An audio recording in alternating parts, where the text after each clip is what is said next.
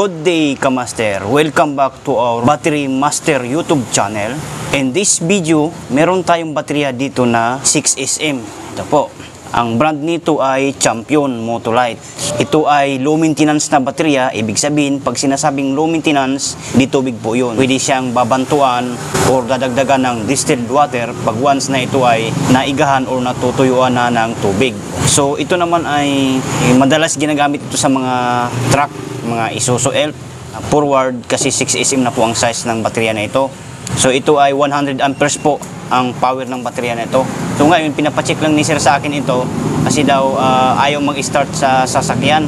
Kakabit ito sa sasakyan niya ng parang Elf na maliit lang. Ititester muna natin para malaman kung ilan ang voltahe sa baterya na to.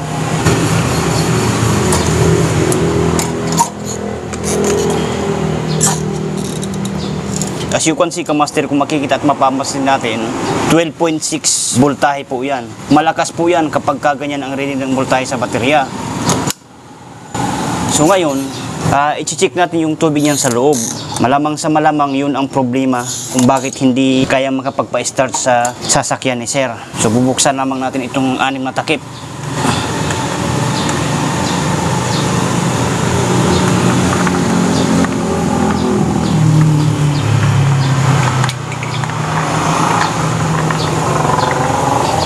At flashlightan natin para makita.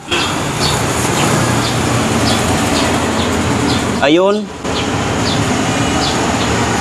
Kulang po yan ng tubig kapag kaganyan ang itsura.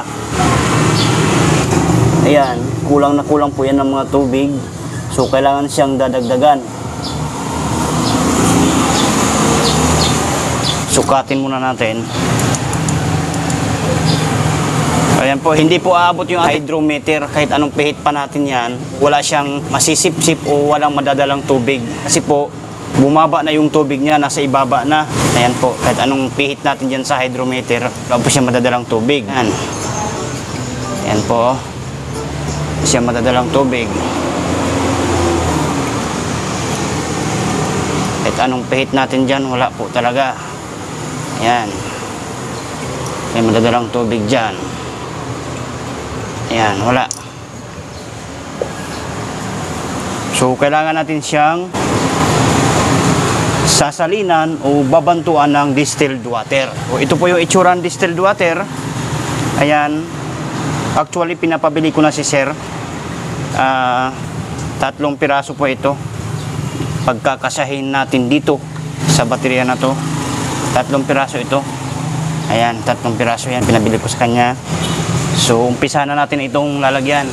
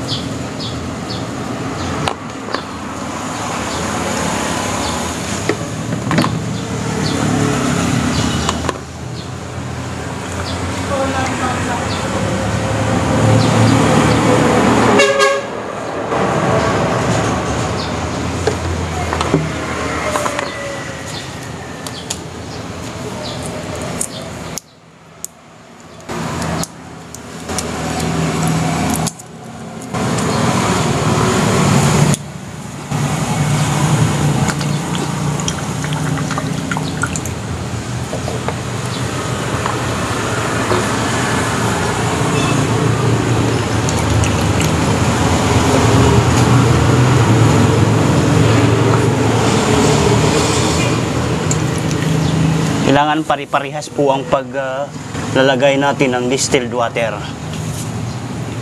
Pantay-pantay ang level ng tubig.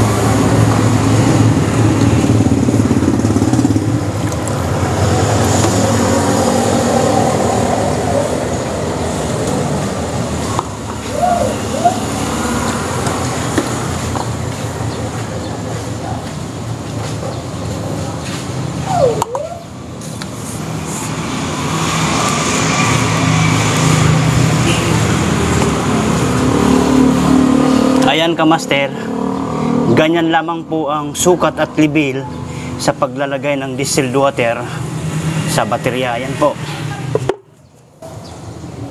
kailangan nasa liig lang siya, tsaka pare-parehas ang paglalagay para maganda po ang karga at daloy ng kuryente sa isang baterya.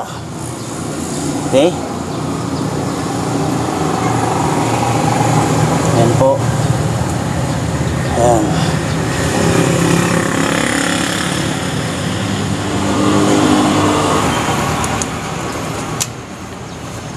So, 2 litro lamang yung naubos natin. May sobra pang isang bote. So, wag po nyo muna takpat pagka ganyan. Kasi after 1 hour, pagkatapos ano sinasalin na ngayon ng distilled water, i-charge po yan. Kahit 1 oras na i-charge yan, pwede na kasi 12.6 voltahe pa naman. So yun lamang po, sana nakatulong sa inyo ang video na to.